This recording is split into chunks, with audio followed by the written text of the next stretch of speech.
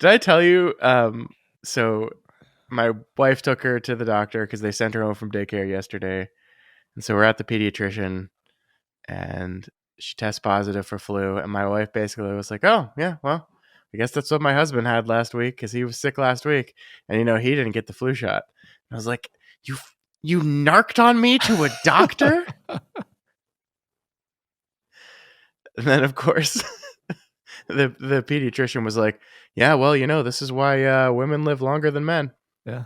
It's because men don't take care of themselves enough." It's like, what? Yeah. I'm sorry. I forgot to get the flu shot. I'm so sorry. It's because they're so foolhardy that they don't get the flu shot. It was an accident. I'm sorry. I got swept up and I forgot.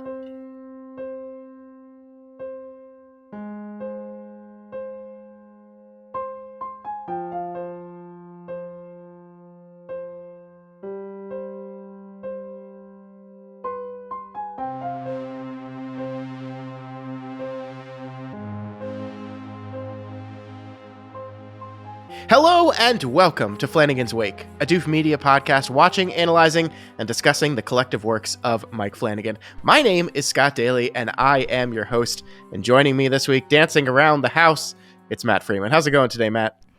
I'm not here. I'm behind you. No, you're definitely here. We can clearly hear you. Who knows? The eternal question of The Haunting of Hill House. Who knows? Yeah. Maybe this week we'll try to figure out if we know. Spoilers. We do not. This week on the show, our reading of Shirley Jackson's The Haunting of Hill House continues. As we finish the novel, we will be reading chapters 7 through the end of the book. And as we've already said, we're not necessarily going to get some answers here. We get the end, but not some answers for sure. Matt, what did you think of the finale of this novel? Gosh, what did I think? I don't know what I thought. I think we'll figure out what I thought as we talk about this.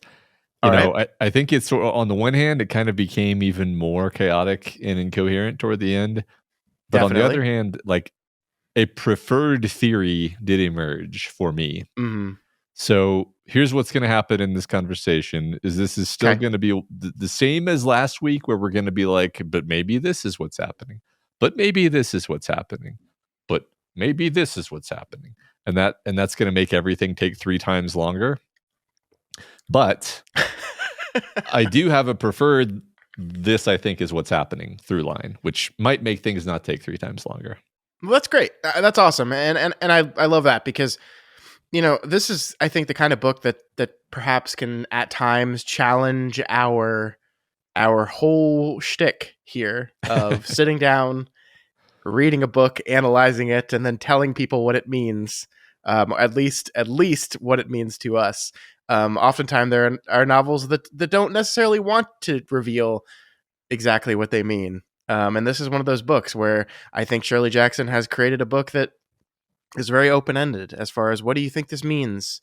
And it's kind of like an ink blot test. It's right. Like this is what I think it means. Will this reflect something about how you perceive the world and how you perceive people? And I think that's really neat actually. But from a perspective of like, let's sound smart into a microphone, it's definitely pretty challenging. Yes, I would say that this book was a curveball. I was not expecting something to be so something that was so ambiguous, like intentionally ambiguous on every level, where you're just like, I don't know. Yeah, that's a good point to say that. Like, I certainly have had books and movies that I've read or watched and not gotten it, and so my confusion and the ambiguity is just me not getting it. But then there are those that are designed to not get, or at least to have this feeling of ambiguity as you leave them. And that certainly is like, I think we can definitively say like the design of this book for sure. Yep. All right. Well, let's get right into it then and begin with chapter 7. We kind of inadvertently, I didn't do this on purpose, but I divided the book into 3 chapter sections. This one is like shorter than the other 2, so it's not like I was being clever and actually dividing the book into thirds, but this is chapter 7. This is the third section, the first of 3 of the third section. Well, yeah, I know you didn't, divide the book thematically, but it's interesting. I feel like you may as well have, because it sort of breaks into 3 natural sections. Yeah. Last week I remarked that for the first 1/3 of the book, we were basically positively predisposed toward Eleanor as our main character. There were some worrying hints in there, but we saw those hints largely framed as like, oh, she's naive, poor Eleanor. And then the second part of the book introduces a lot more darkness and dark tinged ambiguity into Eleanor's character. Her thoughts and actions become much more concerning. And then finally, this third of the book is almost a hard break, starting right here at the beginning of chapter 7, where I'm just like, okay, this just doesn't make sense anymore. Yeah. Like narratively, characterologically. But yeah, let's get into it. Yeah, no, I mean, let's just give me full credit for doing this intentionally, and say nothing about the fact that it was arbitrary and based on number of pages and how things worked. So good job, me. Yeah, good job. All right, so our chapter begins with Eleanor going on a solo jaunt in the hills surrounding Hill House. I just want to refresh everyone's memory, since we're reading this kind of weird. It's been a week maybe since anyone's thought about this book. We left last week's reading with Eleanor and Theodora having gone on a walk through the woods. They stumble upon a ghost picnic, and then Theodora sees something that causes them to panic and sprint out through the picnic, out of the garden, and rush back to the house as quickly as they can. It's something horrible and terrifying. We never get to actually learn what it is, but they experience that. And then the next day, Eleanor is like, yeah, I'm going to go hang out here by myself right after this happened. Cool. Great. It's so jarring because like you end that reading and you're like, okay, the next thing that happens is going to be some reaction to this incredibly, obviously, shockingly supernatural apparition that just happened. Yeah. Nope. Never mentioned again. Yep. And that's the tale of this book. It is nobody reacts. Like in many ways, like this book is like doing this very clever thing where it's playing within perhaps understood tropes of storytelling, of like, hey, we're going to give you all this information to the beginning of the book. Like, look, we're going to go through this in-depth history of the Crane family and everyone around them, and look, we're going to know exactly how they died and then what happened, and like, and isn't it going to be great when all this pays off? All this knowledge pays off really specifically, and how the haunting of Hill House unfolds. No, that's not going to happen. And then, yeah, when we continually have these events that make no sense, that seemingly no one reacts to them in a way you would think they would. Like they happen, we move on, and we never talk about them again, and that's it. It's even unclear whether they happen, actually. Sure. Yeah. And this will, I think there's some backing to the idea that maybe some of these things are literally not happening anywhere outside of Eleanor's head. I'm not actually saying that's my preferred theory, but I think that one could have a very solid reading that all the supernatural stuff in this book is just Eleanor imagining things. Yeah. And to that matter, like how much of the mundane is Eleanor imagining things, right? Like, like how much of the interactions between these characters actually happen the way the book tells them to us, because it certainly would explain a lot of the unusual stiltedness of a lot of these conversations if at least partially they were not happening this way. Totally. I really love this little reading here, Matt. I want to read this to you and then chat about it here. This is when Eleanor is out in the hills. It says, around her, the trees and wildflowers, with that oddly courteous air of natural things suddenly interrupted in their pressing occupations of grouping and dying, turned towards her with attention, as though, dull and imperceptive as she was, it was still necessary for them to be gentle to a creature so unfortunate as to not be rooted into the ground, forced to go from one place to another, heartbreakingly mobile. I love this as kind of maybe the slow reveal of whether real or not, like what Eleanor's kind of quest this entire time has been, which is a place to belong, a place to call home, a place to exist and to live in any way of that means. Like, that's the daydream she had while driving to Hill House were all of having places, having a home with things to do, even mundane chores. She found this kind of found family here and wanted them. And so as she's kind of becoming more and more unmoored to everything, she's dancing through the hills and imagining all the things that that by their very nature have a set home, a set place. They have roots by their nature. Look upon her with pity, and I think that's great. I think that's really great of just this beautiful image to push us into what I think is going to be our lasting thematic understanding of Eleanor here. Absolutely. I think that ties really well with the idea that what a lot of the content that we're seeing from the apparitions last week and this week is messages that essentially say, "Come home, Eleanor." You're home, Eleanor. All these ideas about home, belonging. Mm-hmm. Yeah.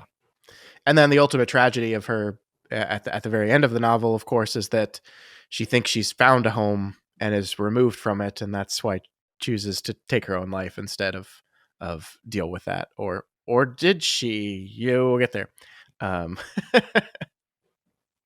So from here, Matt, we cut to the promised arrival of Mrs. Montague, who we learn has not come alone. She brings Arthur, her friend.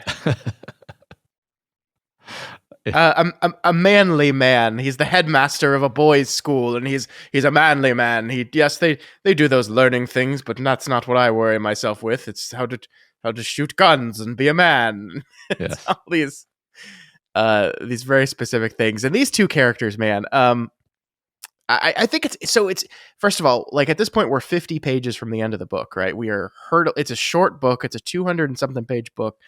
And we are hurtling towards the end of the book at this point, and we're going to introduce two new characters at the end of this. When you do something like this, it's because you are very specifically wanting to introduce a new dynamic to the story, to make something clear. And I think the purpose of these two characters becomes clear very quickly, and it's to suck. I hate them. Yeah. I hate them so much. They're awful. They're the worst. Yeah, our first impression of them is absolutely terrible. I will remark that once again, I think Jackson is continually playing with giving us a certain first impression and then reversing it, and then like turning it left and reversing it and turning it upside down and it just messing with us in that way. So sure. The first impression is very negative. Again, like you kind of said, the main crew, the people we'd gotten used to, they were kind of starting to grind my gears in their own individual ways. And then the arrival of Mrs. Montague totally like renormalizes my impressions of the main cast, where suddenly I'm just like, oh, the main folks are fine. These people though, geez, these guys are ridiculous. These guys are much worse. And you almost forget how annoyed you were with, Theodora and Eleanor and even Montague. Luke continues to be a bit of a cipher to me, by the way. I don't know if we'll have much time to talk about Luke like this week, but I want to put a really big pin in talking about Luke for next week when we go over the whole book, because I don't really know what to do with Luke. Just basically agree with you that, yeah, we're meant to hate these people, and they're just kind of a big pattern interrupt. We're just like, wherever we thought this was going, whatever we thought we were doing with this story, we're just swerving. Yeah, and I think it's more than just that. Like, I feel like these, and this kind of goes back to is this really happening the way we're being shown it? Is this Eleanor's reading of these two people that have entered the situation, or is this an objective reading of these two people? Because they almost behave as caricatures, right? And stay with me on this one, because I think this is just accurate here. It's almost as if Mummy and Daddy have come home, right? Like we have these four characters, these four kids, like playing in the haunted house, having a grand old time, one big slumber party. Weird things are happening, but we always kind of laugh them off. And then the parents come home to set things right, and I think that fits. If you look at like Mrs. Montague as kind of like this caricaturized motherly figure, and then Arthur, for his part, becomes this caricature of like a man's man father figure type of person.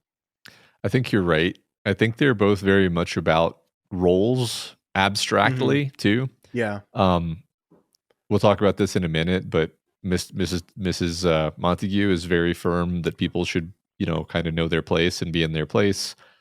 Yeah. And Arthur, obviously, he's a headmaster of a boys' school. He's all about people being in their place and people fitting into their role. So the fact that they are kind of archetypes themselves, it's like, well, they of course they know their roles, and you should know your role. So I think you're right, and I also think it's kind of a meta thing that we're doing there. Um, Yeah.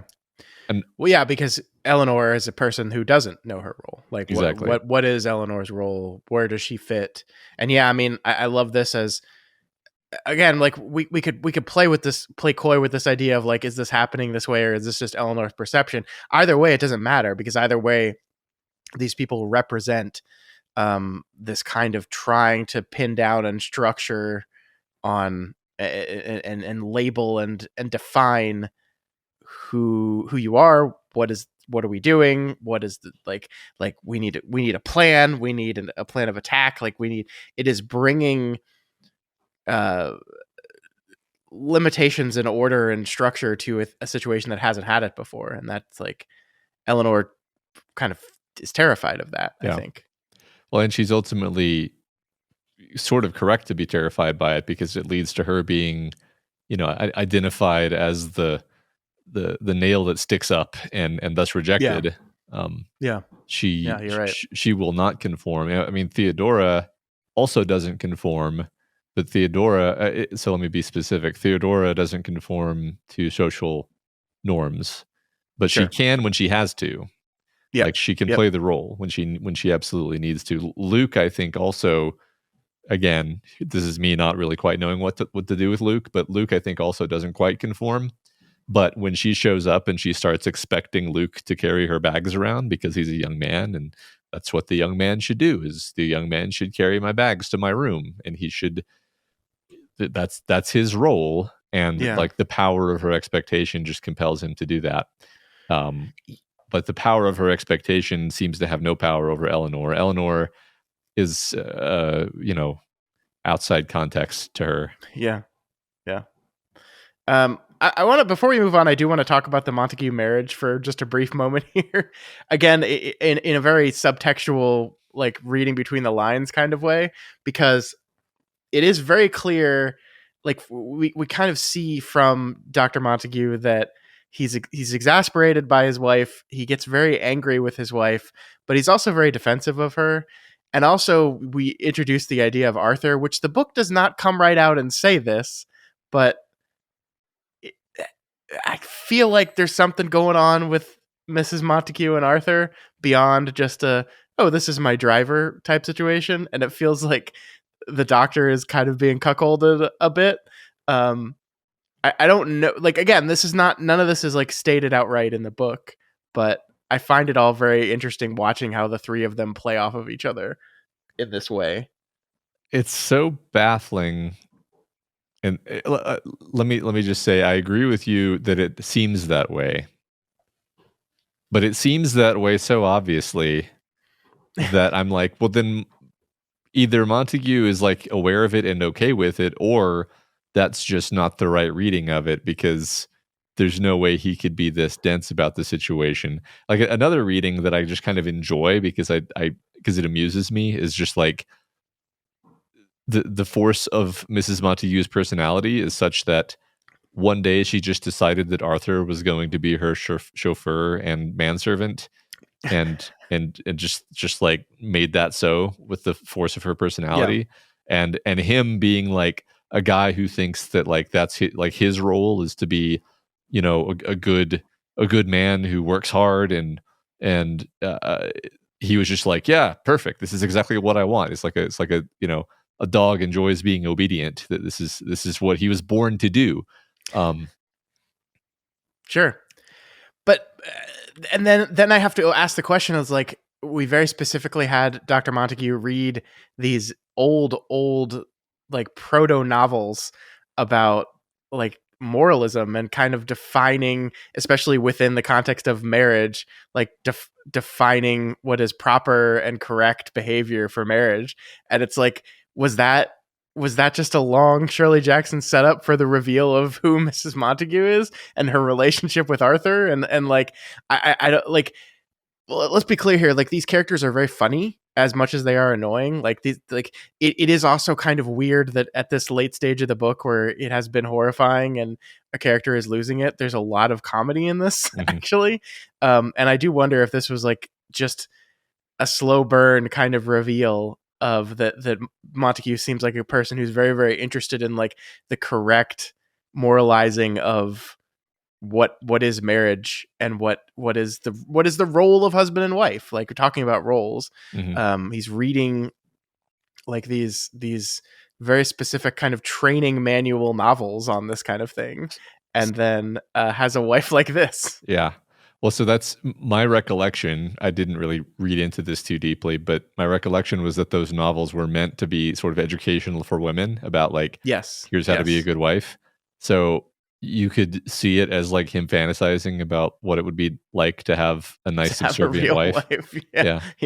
A real wife under his. No, that's really interesting. Instead of having a wife who dominates him and makes him, I don't want to say makes him miserable, actually, because he's defensive of her. Actually, like there's a kind of a nice moment when he's defensive of her, and in a way where it's clear that he's aware of how she comes off and how their relationship comes off, but he's just haplessly like, she sews the buttons on my shirts and it's a marriage. Yeah. This is her one vice, is her obsession with the ghosts, which it's so funny to call that her one vice when it's like, you mean the thing you guys have in common? Actually, now, of course, they approach it from completely different ends. But this is actually, I think, something that's really interesting that I want to talk about here, because early on, Mrs. Montague like starts almost immediately chastising her husband for running this experiment without any sort of actual system, which, okay, like, I don't like this woman, but I kind of agree with her on this, right? Like we define Dr. Montague as this person who, like, I want to do this scientifically. I am going to do a science experiment on the paranormal at this supposed haunted house. I'm going to bring some people that might have, through ESP or through some extrasensory thing, have maybe a closer connection to this thing than a regular person would, and then we're going to bring them there and we're going to perform experiments to see if the ghosts are real, if this place is really haunted.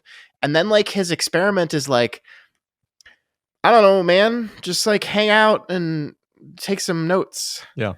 Maybe I'll like measure a cold spot once. Like, he has there's no control, there's no experiment, there's no hypothesis, there's nothing, actually. Yeah, we're just gonna see what happens. Yeah, of course, it's funny because her approach to it as an experiment is also terrible. Which to me is just funny, where it's like she is putting on sort of the cargo cult trappings of doing a scientific analysis, where she's like, we have to actually bring in the equipment, which is the planchette, and we have to actually, do this correctly. And it's like, well, that's all made up too. So it's all equally made up. I'm not sure. It's interesting because I'm pretty sure that Shirley Jackson is saying something with this, with the idea that, how do you quantify the numinous? You probably don't do it with a thermometer. You probably don't do it with a planchette, but if ghosts actually speak to us through, our subconscious, then maybe I'm wrong, and maybe a planchette is exactly right. Yeah. You could even say, like, given that we have no idea what we're doing here in the first place, maybe just kind of sitting back like a naturalist and taking notes is kind of the best you can do. but I think ultimately nobody really succeeds. Like I don't think one of the two of this couple like comes out the winner. That Yeah, no, we learned that his first paper on the subject is kind of laughed at, and he just quietly gives up on on doing this kind of research. right.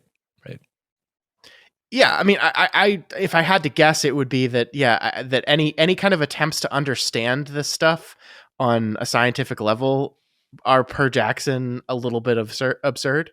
Whether it's one way or another, yeah, I love what you said about Mrs. Montague's methods and like the ridiculousness of them. Like it, it's all bullshit, Mm-hmm. and that, but yeah, his methods don't seem to do anything else, anything more either. Yeah. So I think it's just like this is a level of understanding that's out of our reach, and perhaps by attempting to understand it, we can't. This is just a random thought, but I wonder if it's like we have a much higher level of knowledge than they do, arguably. Maybe they should have just interviewed Eleanor and Theodora and gotten some answers out of them. Mm-hmm. Tried to put it together by because Eleanor arguably knows a lot more than they do about what's going on. It's unclear whether Eleanor knows that Eleanor knows this. Sure. Because you might have to like tease some of it out of her, but her perceptions of what's going on are quite different from everyone else's. But then again, maybe she's hallucinating everything. So I don't know. This is the thing. We can get absolutely tied up in knots trying to figure this out. So I did just want to point out as Luke is having to lug some heavy bags up the stairs. Theodora says, "Poor Luke," Theodora said. "He never had a mother." Looking up, Eleanor found that Theodora was regarding her with a curious smile, and she moved away from the table so quickly that a glass spilled. So this goes back to the conversation that Eleanor had with Luke last week, where that's the thing he said that disappointed her so, where she totally lost any romantic interest in him. Again, it is not clear whether Eleanor divulged this conversation to Theo. Like, we don't actually get to see that, right? Like, the next thing we see in the chronology of the book is that Theo is now mad at Eleanor for having the hots for Luke. But we don't get to see any of that. And then here again is Theo just kind of teasing Eleanor once again with knowledge that she maybe does or does not have. I don't know. It drives me crazy the way these characters interact with each other. We're just like, were you trying to be an asshole there, or were you just like talking, or like what were we trying to do there? Was that like a haha? Doesn't Luke suck? Aren't we buddies? And Luke kind of sucks because we like each other more than we like Luke, or was that? I don't know. Yeah. I think here's a commentary about the way that I like to talk about stories is I tend to like take the mainline reading and then be like, everyone gets that. I'm going to try to find some interesting, unusual reading that amuses me, but that I nonetheless actually think is a good reading. Not just Okay. not just because it's like, isn't this wacky? But I like to find interesting readings. In this book, there are too many other readings, so I'm actually just leaning towards sticking to the reading that I think is the one that is most likely, which is literally just that Theodora is reading her mind and kind of trolling her a little bit. Yeah. And not even necessarily doing it out of like horrible mean-spiritedness, just kind of is bored. She's been cooped up in this house and she knows about this conversation. Not only does she know about the conversation that she had with Luke, but she knows exactly how Eleanor feels about it, and she's just kind of ribbing her about it. I don't see Theodora as being mean-spirited, despite the fact that she has needled Eleanor a number of times.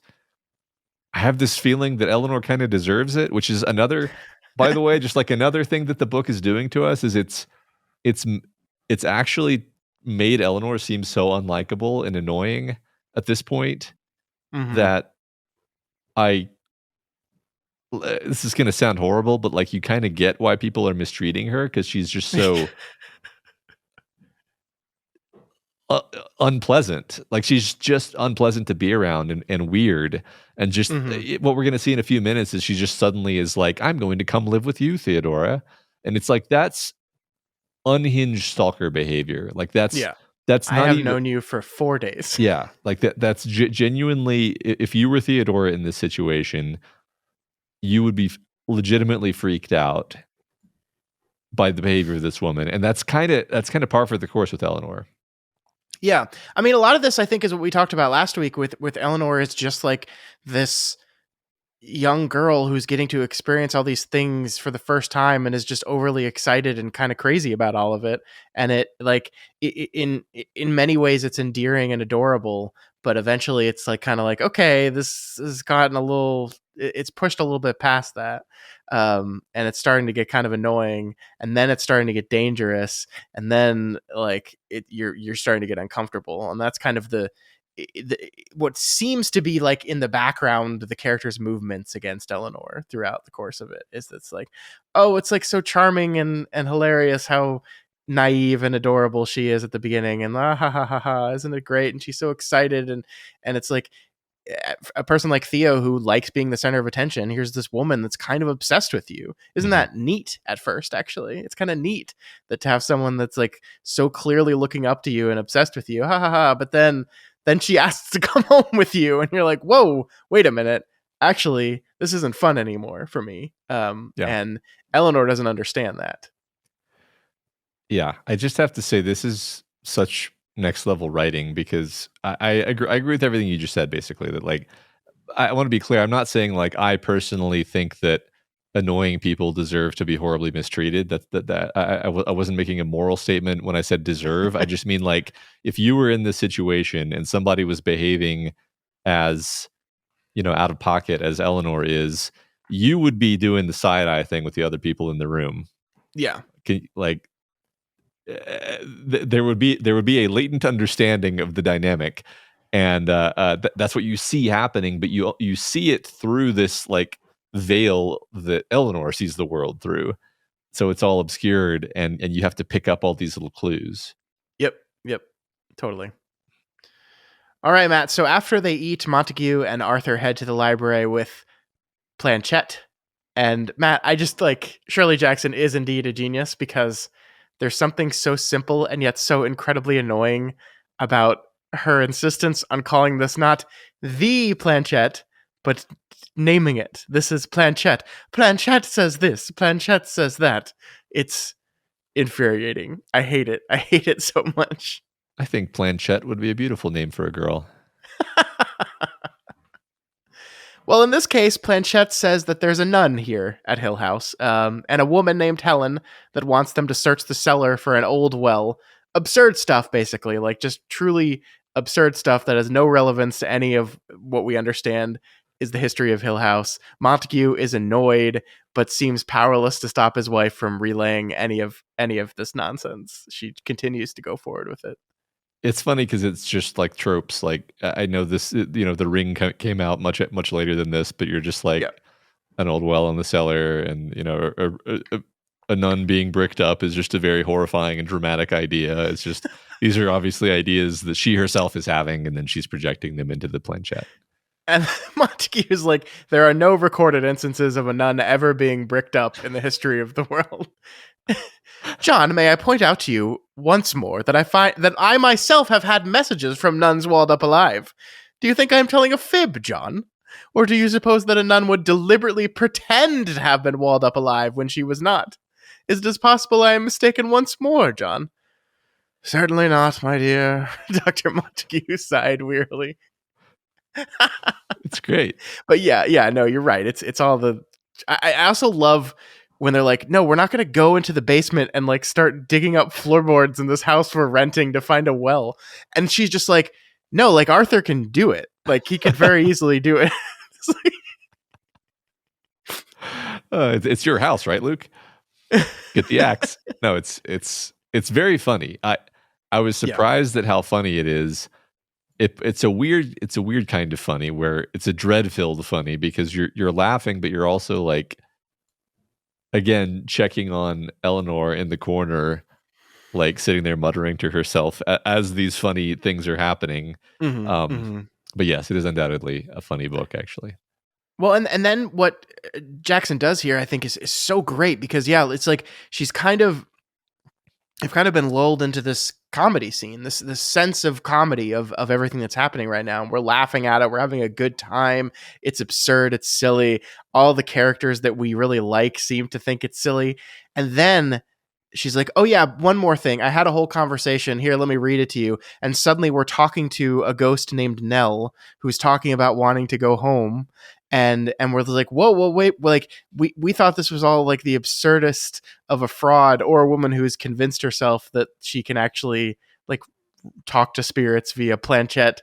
And then suddenly at the end of this, we're getting stuff that we know and we understand and connects to some of the experiences our characters have had. And we're just like, oh, holy shit, actually. Not that I'm saying like she really experienced all this, but maybe this is the house like laughing along with us until it decides it wants to turn a knife. Maybe this is Eleanor herself. Maybe this is Theo. Like maybe like this. It just the mood of everything shifts the second we hear the name Nell. Which once again, I just want to reiterate: Eleanor never calls herself Nell. She never even thinks in her head that I am Nell or Nellie. Like that is all. It is all Theodora. Yeah. All of it. Yep. So, so I think this is a good time for me to say what I think is happening. Okay, go for it. So I think Theodora and or Eleanor are just actually psychic. I'm somewhat ambivalent as to whether it's both of them or just one or the other. I don't really care at this point, but I think psychic powers exist. Do ghosts exist? Unclear. I suspect not, actually. I suspect that the supernatural manifestations are expressions of Theo or Eleanor's psychic talent. Probably like uncontrolled expressions, probably not malicious expressions. I just don't see a reading for this being intentional manipulative behavior. I think if anything, the house is causing them to do this. And that leads us to what then made this all click together for me, which is realizing that my reading of this book is just Stephen King's reading of this book, which is that the house, maybe the house is an entity, maybe the house is just sort of madness incarnate. In any case, it being like an evil, weird house, it doesn't need ghosts. It's more like the Overlook Hotel, where it's kind of just an intrinsically evil building that feeds on the psychic powers of, in that book, Danny Torrance, to a lesser extent Jack Torrance, and leverages their powers to manifest apparitions. In this book, it's actually, I would say there's even less evidence that it's quote unquote the house doing these things, and more interesting to the idea that just the house has sort of amped up their psychic potential, and they are now causing manifestations that they're not doing them on purpose. So when something starts banging on the door, that's one of the two women in the room causing that to happen. Not knowing they're doing it, not doing it on purpose, certainly. But some part of them maybe wants that to happen or is afraid of that happening, and thus it conjures that into being. Yeah. And the reason I like this reading is you kind of go back through the book and play the whole book out in your head, and you're like, that basically works. I don't see any contradictions to this idea. And I kind of think it thematically hangs together too, for much of the same reasons that The Shining hangs together, where like it's not really about ghosts, it's about people. And in this case, you're saying, well, we're taking these people and we're kind of elevating them magically and seeing what happens. And what happens is all these situations that are created, many of which it just kind of makes sense that like this is something that Eleanor is manifesting out of her subconscious desires, subconscious fears, imagination, hopes, and dreams. Anyway, I'll stop there, but that's my favorite reading at this point in time. Yeah, no, I like this because I think this matches as closely as possible to what this is the correct read of this book is. And again, like I think the great thing about this book is that like someone could come away with it and think the exact opposite of you. And I think both I with both of them I'd be like, no, these are equally valid. But I agree with you. I mean, I not only is this the one that I think lines up the best, but I think it's just the one I like the most, and that is most important when picking an interpretation of something. Is the one you like the most. I do think it fits, and I agree with you with the Overlook Hotel reference. I think it's funny that the novel that King put the opening quote from The Haunting of Hill House in front of was Salem's Lot. Like the opening blurb, Hill House not sane, was in the opening of Salem's Lot. But yeah, it fits so much better with the Overlook Hotel than it does with the Marsden House, which, you know, in Salem's Lot was definitely a bad house, but just like, I don't know, there were no ghosts in the Marsden House. It was just a place where evil congregated, which, I mean, I guess technically works. But I feel like he definitely dialed it in a lot tighter when it came to The Shining. I mean, I think to your idea that this is The Shining is the closest that Stephen King is to doing The Haunting of Hill House, I think is just right. Like I want to do The Haunting of Hill House. I'm going to do it in a hotel instead of a house. I like just the way the ghosts manifest, the way the book is structured. I think that's just correct. And obviously, it's a little more overt and explicit in King's novel because he's Stephen King, and that's the way he does it.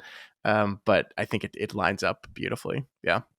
Yeah, and also, you know, the Overlook does sort of seem to accumulate all of these ghosts over the course of its life, and I don't really think that's happening here. Like, I honestly think the apparitions are just the sorts of things that Eleanor is worried about seeing or afraid of, or maybe, Yeah. you know, they read her from the book about the little girls, and then she hears little girls.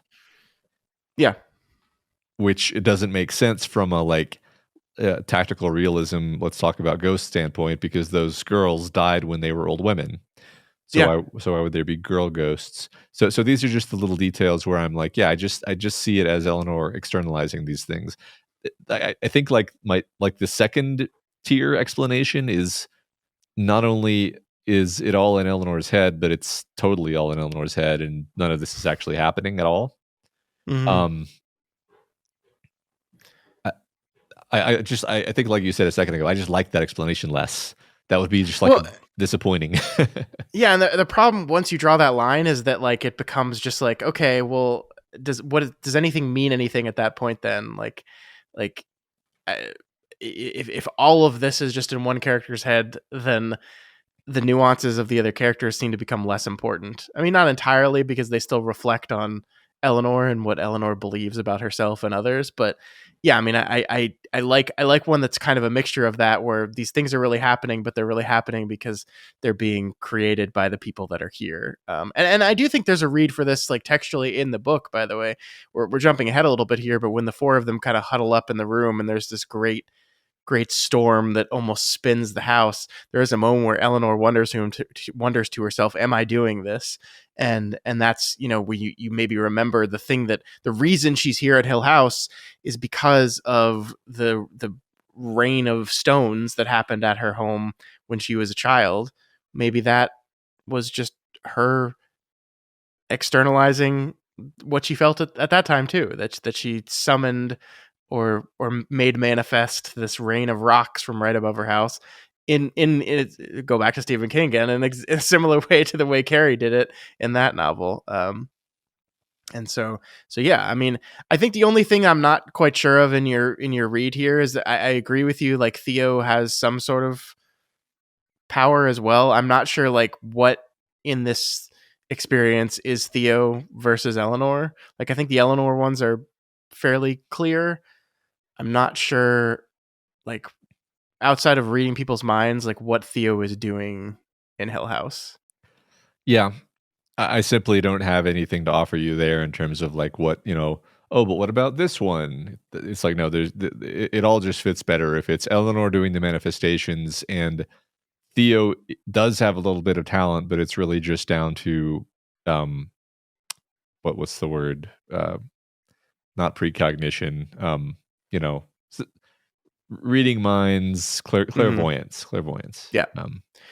It does. You do kind of like with this read, the idea of Theo immediately saying, "Maybe you wrote it, Eleanor." Just is true. It's just like is absolute. And you wonder if like Theo knows that's true and knows that it is Eleanor manifesting all this stuff and is trying to find a way into telling her that she's doing it without like just flat out telling her in a way that could like shatter her psyche.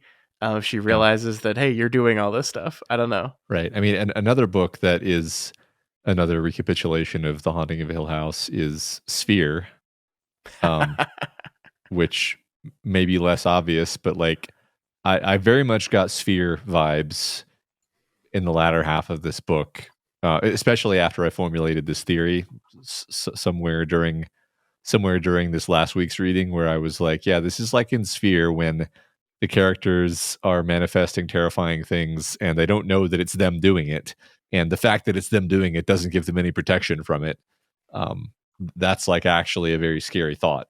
I enjoy that as sort of a source of horror. It's just, I guess, surprising. Not surprised. I don't know. The book just never quite tells us that that's what's happening. You know. Mm-hmm. And yeah. it doesn't need to. I just think it's interesting. Yeah. Man, I bet you Crichton sat down and was like, I'm going to write Hill House, but in a underwater Totally lab. Yeah. And the house will be a sphere. No, I think you're onto something there for sure. Cool.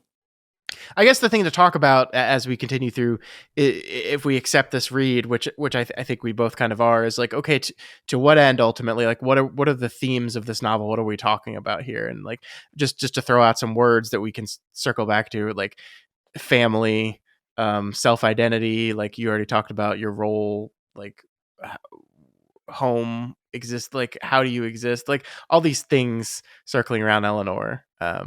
That are being brought up by her power and the power of the house. Yeah. Okay. Cool. All right. So Eleanor is, of course, a little disturbed by the fact that she has been singled out again. I really like this part, though. I want to talk to you about this. Nell doesn't want messages from beyond, Theodora said comfortingly, moving to take Eleanor's cold hands in hers. Nell wants her warm bed and a little sleep. Peace, Eleanor thought concretely. What I want in all the world is peace, a quiet spot to lie and think, a quiet spot up among the flowers where I can dream and tell myself sweet stories. So I love this because like Theo is just like speaking for Eleanor now, and then we get like a rare introspective moment of Eleanor where we get to see what's Eleanor's reaction to Theo saying this stuff. Well, no, I don't want a warm bed and a little sleep. I just want some peace and quiet, actually. I just want a spot. I just want somewhere I can just lay down away from even you, Theo. It's all so confusing because then later she like Eleanor is inconsistent. Mm-hmm. What a concept. Yeah. I still don't know what Theodore really thinks of Eleanor. Because at this point she seems to be very fond, sisterly, protective. And maybe that's who she is. I mean, I think Theodora is inconsistent too, I guess is one thing we could say. She's and it's so hard to say like is the mood swings that we seemingly get from Theo, are those Theo or is that Eleanor's read of Theo, right? Because you're absolutely right. Like it seems to go back and forth, and then I think we end at the very end of the novel on a moment that, when we get there, I think that is Theodora's genuine feelings about Eleanor as she says goodbye to her at the end. I think, but like, yeah, it's just like it's really like this structure and this style that Shirley Jackson has done with this book is wonderful, but it creates these moments where you have to constantly be asking these questions. You know that scene in American Psycho where the famous one where Willem Dafoe playing the detective comes to talk to Patrick Bateman, and yeah, they shot it all the way through with the instruction to Willem Dafoe being, play this like you're just here for routine check, you just want to cross all your T's, so you've got to interview this guy. you're charming, you're laid back, you don't really care what's happening. Okay, next take. You are absolutely certain this guy's the murderer. You're hyper paranoid and you're trying to nail him on everything you say. And then the movie is actually just switching between those two performances. Yeah. And it's utterly unsettling you feel actually in Patrick Bateman's perspective, like, I have no idea what this guy thinks. I can't get a read on him. This is so uncomfortable. That's how I feel about Theodora. Theodora in particular, really, because I really do keep going back and forth almost scene to scene. Sure. And I still don't know what to make of it with the book over. So yeah. So as they prepare for bed, Arthur notifies everyone, being Daddy Man, that he's going to patrol all night long, while Mrs. Montague is going to sleep in the spookiest room in the house, which is, of course, the nursery. This is the single funniest moment in the book, is him being like, all right, everyone, I'm going to be patrolling the corridors in the dark with a loaded gun to help everyone sleep soundly. Good night. And then all the other characters are like, holy shit, everybody, we've got to like stay in the same room so that nobody like tries to go to the bathroom and gets shot. Mm-hmm. It's amazing. I love it. I love this too. I wanted to talk to you about this briefly because we've been pretty hard on Mrs. Montague for very valid reasons, but I do want to read this. My dear, how can I make you perceive that there is no danger where there is nothing but love and sympathetic understanding? I am here to help these unfortunate beings. I am here to extend the hand of heartfelt fondness and to let them know that there are still some who remember, who will listen and weep for them. Their loneliness is over.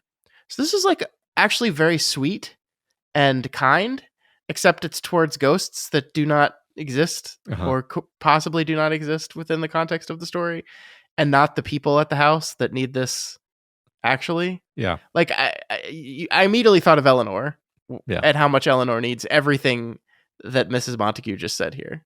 Yeah. She needs compassion. She needs a mother figure, perhaps even a mother figure just like Mrs. Montague. Not that Mrs. Montague is great, but might potentially provide something Eleanor needs if she were willing to offer it. She just doesn't seem to.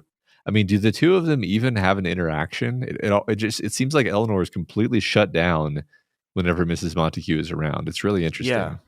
Well, one thing we do see that I forgot to mention is this: when she's reading what Planchette said, she knew one of them was Nell. And she assumed that it was Theo, right? Mm-hmm. Like that's the really interesting reaction there, is that like when she's being talked to about Nell and is like, oh, I thought it was you, thinking it was Theo. Maybe like to what you said, that the nail that's sticking up is the one that just seems like the more bohemian one, that seems like, oh, you're going to be the problem person rather than this quiet kind of mousy girl that's standing there. And the shock of learning that information. Mm-hmm. So yeah, no, I don't think we see them have too much of a direct interaction. And I agree, like whether it's because she reminds her of her mother, but Eleanor is very much like closed down whenever she's around. We do not, even her thoughts are kind of closed down sometimes. I think it's that. I think it's that this woman arrives who reminds her of her mother in a way that is incredibly uncomfortable for her. And of course, she never thinks that thought explicitly, but yeah, I mean, you already kind of pointed out, yeah, like she's a mother figure, and Eleanor is primed to react negatively to that. So yeah, she's a mother figure in the most absurd caricaturized version of that too. Which, interestingly enough, we like never we don't learn anything about Eleanor's mother really, except that Eleanor hated her, and so like. We can make a lot of assumptions on what type of mother she was based on what we know, and so yeah, like the character. I can't speak on a podcast. This version of caricaturized. Thank you. I got you helped me get there. Is I think maybe even more affecting to her. Yeah, I think you're right. So after saying goodnight, all the kids meet up in the doctor's room for their party time. They're not only just because one of them is out in the halls with a loaded weapon, but they're also convinced that The spirits here are probably going to be pissed off at Mrs. Montague's brazen use of planchette, and so they think something's going to happen, something big, and they sit together as the house starts to get cold and the banging once again begins in Hill House. This is that moment that we already talked about, where Eleanor, as things really like begin to pick up, Eleanor is convinced that perhaps this is me. Am I doing this? Like, we start to hear not just banging, but like the pacing of an animal, the babbling murmur of babies, and yeah. So Eleanor starts to wonder briefly if this is her, which I think we come to the agreement that, yeah, at least part of it. Yeah, I think so.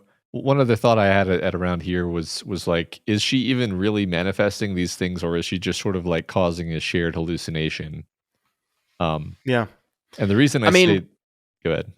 None of the other characters experience this. Well, so the other two characters do not experience any of what happens in that room that night. So. Right. So I think the biggest supporting evidence for the idea that these are like constrained hallucinations comes a bit later, but it's just the fact that when they find Theodora's clothes, they're fine. Yeah. And everyone previously saw them. Not just Eleanor, everyone saw the clothes and they were ruined. They were covered in blood, apparently. And nope, that didn't happen. But everyone thought it did. So, yeah. Yeah. Yeah. So everything seems to crescendo as the house begins to shake. Glass breaks, floors moves, rooms spin, things crash. And I love this. She heard the laughter overall, coming thin and lunatic, rising in its little crazy tune, as though, no, it's all over for me. It's too much, she thought. I will relinquish my possession of this self of mine, abdicate, give over willingly what I never wanted at all. Whatever it wants of me, it can have. And as soon as she thinks this, everything stops.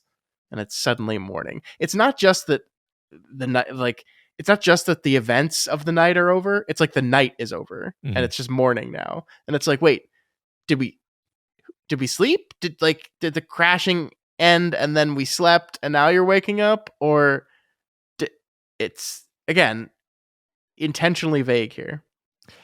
Yeah, I almost wondered if she had fallen asleep and woken up, and then when she woke up, everything is fine and normal now because or maybe she was dreaming. But it's like I don't get the read that she was just dreaming there. Once again, could tie ourselves in knots about this. But what do you think of the idea of her abdicating and like giving up, kind of? Well, everything becomes even more super weird after this point that she abdicates, and it is kind of like she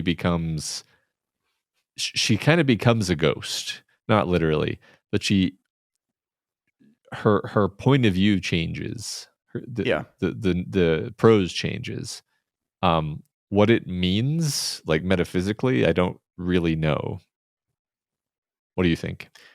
Yeah, I'm not sure. I mean, like I there's part of me that's like, what has Eleanor been trying to do this whole time? Well, she's been she comes to this place and she knows this place is awful, but there's all these people here and there's this family and there's this belonging that she senses. And I think there's this really interesting push and pull that exists for Eleanor, that is the house and these people. And I think early on, the things that she's feeling attracted to and the pull that she's feeling is towards the people. And eventually that starts to be replaced by this pull towards the house.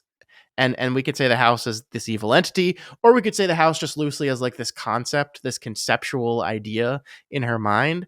And that starts to pull more and more to her. And I do think at this moment symbolizes this moment of kind of acquiescence to, I am going to just be this. Like, I'm going to fully embrace this dream that I've set up for myself in this place. Like the dreams she had of the different lives that she had as she drove along the road, she is fully falling into this one, knowing in some level that it's all made up, knowing that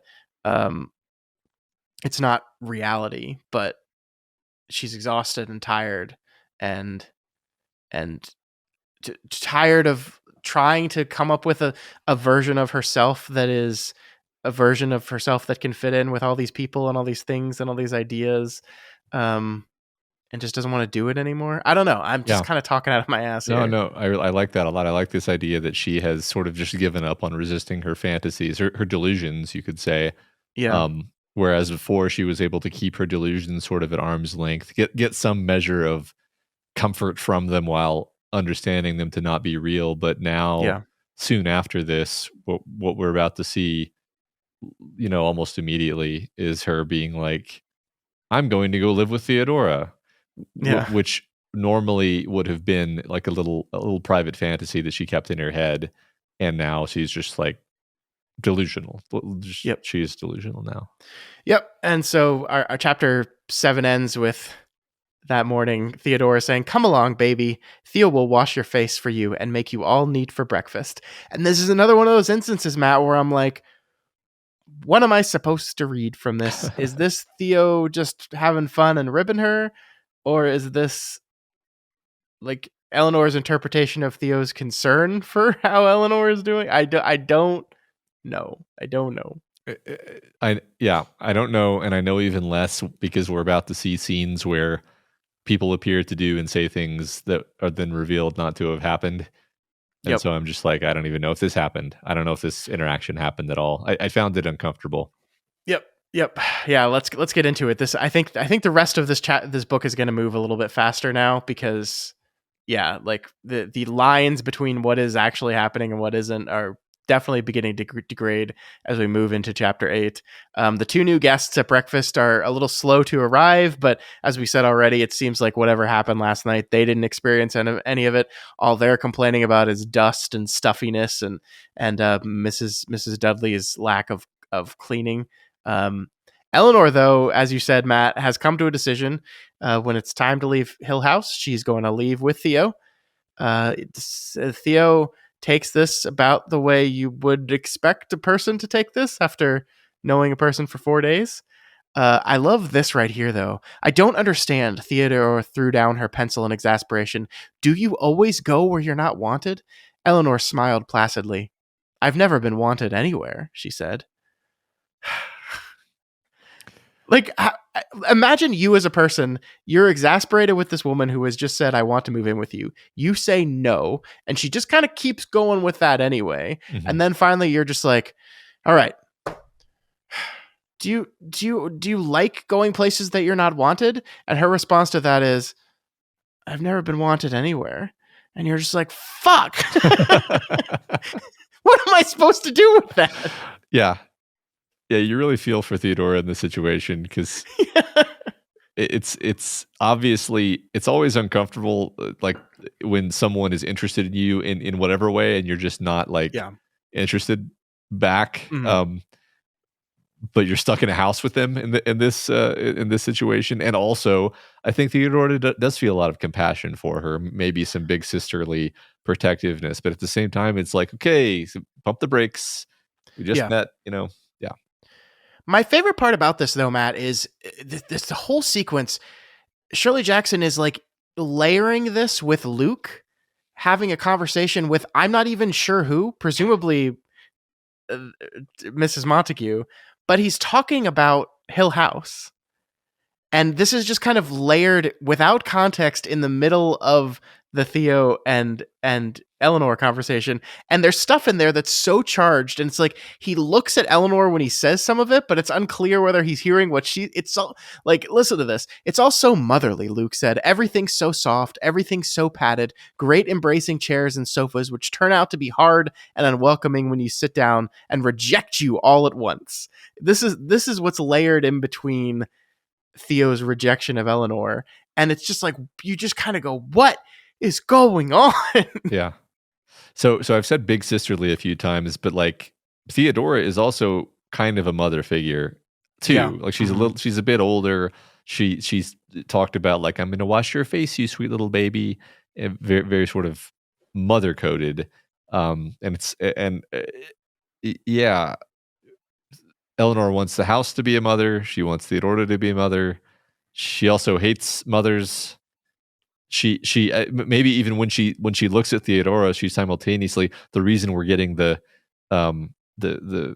American Psycho performance is like she's mother to her is these two things, one of which is love and warmth, and the other is rejection and hardness and harshness and demand. Yeah. That makes a lot of sense, actually. Yeah. Yeah. All right. So from here, again, a really just fascinatingly interesting stylistic choice that Shirley Jackson does here. They all decide they're going to go walk to the brook together. And now Theo and Luke are talking to each other about Eleanor. And despite the fact that we're in Eleanor's point of view in this sequence, I think what you said about her kind of being a ghost here is so apt, because she says nothing, and we don't get to see any of her reactions to any of the things they're saying. The only way we see Nell's reactions is via their description in dialogue of the way she's reacting. It's like, oh, don't look like that, Nell, or don't do that, or don't like, and like, it's so fascinating because you're like, what is going on? Why are we doing this? They're talking about her as if she's there, but she doesn't seem to be there, but she's definitely there. And then in the middle of this, where we haven't heard Nell speak, we haven't heard anything about Nell, in the middle of this, she just drops this bomb that it was her fault that her mother died, that her mom would knock on the wall and call to her for her medicine at night. And one night she called and Eleanor didn't wake up, and so her mother died. Or at least that's what she says, right? There's also some implication that she thinks, oh, maybe I did wake up and I just went back to sleep. And of course, this makes sense. The writing on the wall, the calling for Eleanor, the banging on the doors and the walls, all kind of make sense with this idea, right? But the way, like, it's nobody would ever build a reveal like this. It's just so fascinating how this actually like tumbles out of her voice, and then her friends don't react to it at all. Like, Theo said, oh, you should have just forgotten about that by now. Luke says nothing.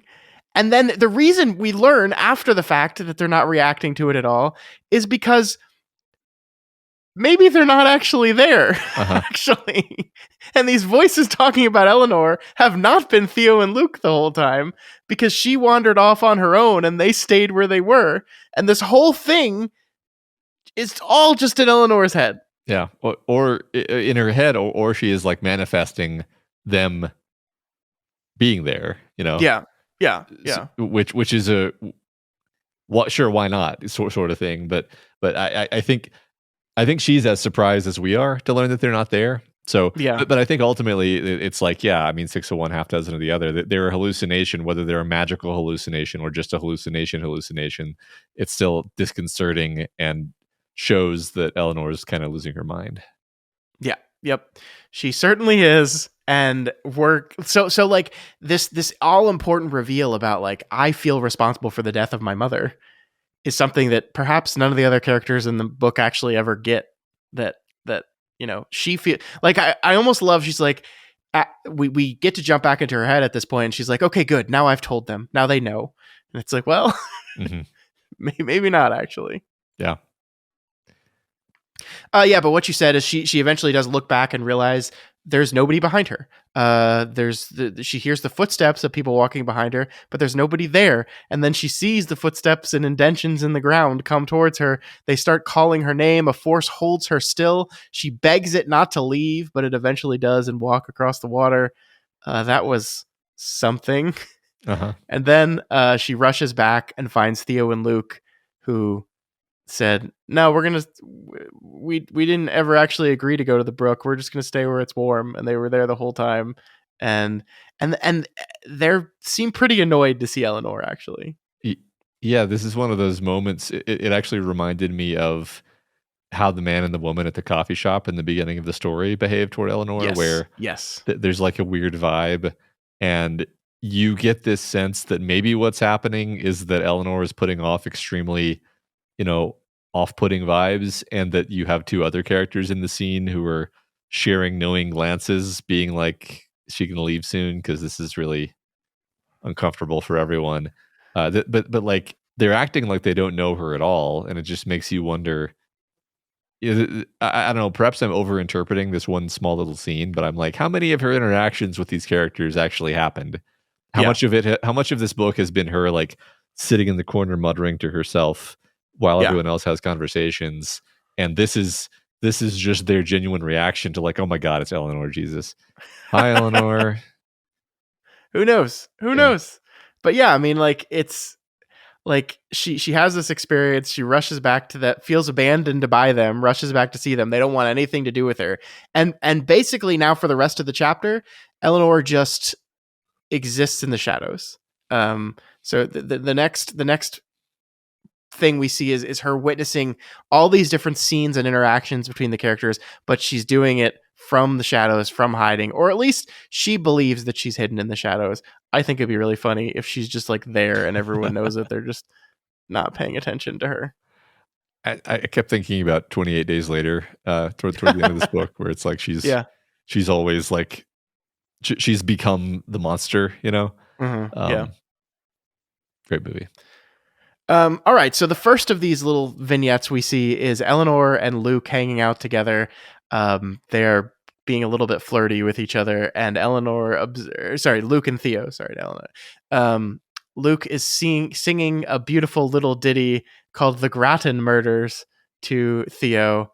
I'm not going to read all of this. I'll just read some of this for you, though, Matt. The first was young Miss Grattan. She tried not to let him in. He stabbed her with a corn knife. That's how his crimes began. The next was Grandma Grattan, so old and tired and gray, she fit off her attacker until his strength gave way. So it continues on from there until the last is a baby, and then he finishes this song, and Theodora calls it lovely and perfectly beautiful, and you're just like, what? What is going on? Yeah. I mean, a high ranked theory in this part is just that none of this is happening. Well, here's a little wrinkle for you, Matt. Okay. On how you're supposed to feel about this. This little song here, Shirley Jackson would sing this to her children at bedtime. So it's possible the reading we're supposed to take is that Theodora is just sort of being, you know, what's the word, like macabre, like I don't know. I feel like if somebody sang this, you know, at a gathering, I would be like delightful, like sarcastically, kind of, you know, encouragingly, but like obviously calling it delightful is ridiculous. But that is the kind of person Theodora is. So maybe it's as simple as that. Yeah. Yeah, I mean, like, I think that's the really interesting thing with Shirley Jackson in this book with me is, like, obviously her and I are very, very different people. And, like, you want to make, every time you read something, you make assumptions about how you're supposed to feel and what the thing wants you to feel and what the thing is doing. And that is very largely based off of you and the things that you like and the things that you do not like. And then it's like it's rather shocking, and you have to kind of take a step back when you hear, oh no, she put this in her book because like this was something she sang to her children and she thought it was cute and funny.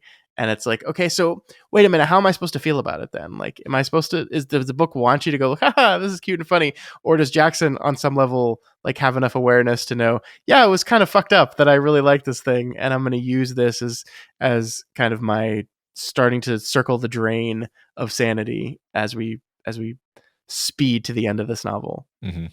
So I don't remember if we talked about this or not, that the fact that she breaks rules of writing in this book, where she uses the dialogue tags. She says, you know, Theodora said condescendingly, you know, so she does that sort of thing quite a lot in this book.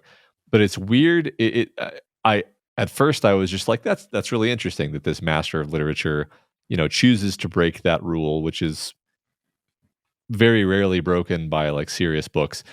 The interesting thing is it's almost like she's using it so that you come to expect this like crutch of like, okay, I need to understand what's actually happening in the scene because Eleanor is unreliable. So I'm going to wait for the text to tell me, what is Theodora, like, how is Theodora saying this, so that I know whether she's being sincere, sarcastic, ironic. But then Shirley Jackson will pull that stool out from under us and not give us that tag. And we're just like, I have no idea how Theodora said that. I don't I don't know how that was supposed to come off.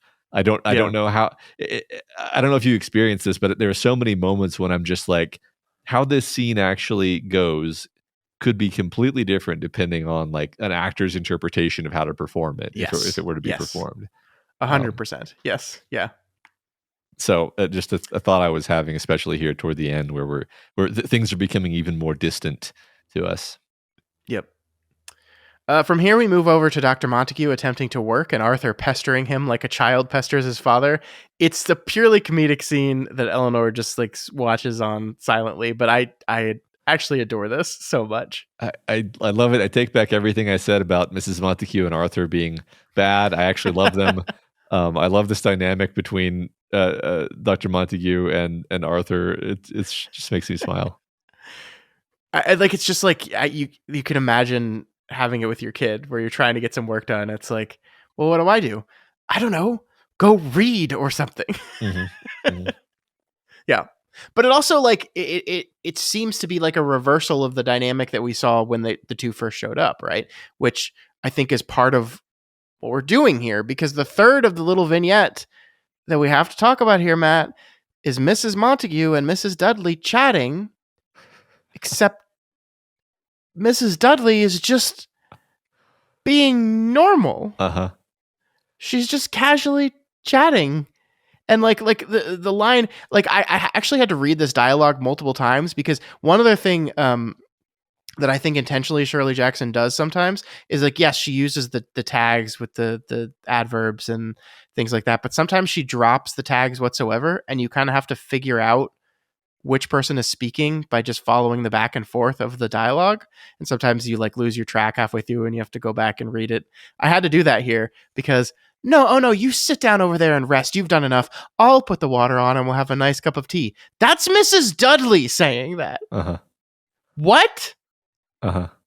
Yeah. Huh? Just a perfectly charming woman. Yeah. Perfectly charming. On the one hand, it's a fantastic comedy beat, the idea that Mrs. Dudley is like this unless Eleanor is around for some reason. Or perhaps Miss Dudley has always been like this. And Eleanor just perceives her weird because she's an older woman. Yeah. And also, but everyone seems to feel this way about Dudley. Like they joke about it. It's true that both of the Dudleys seem absolutely awful, but like, I mean, it could be like it's the fact that these sort of two older motherly women talking to each other.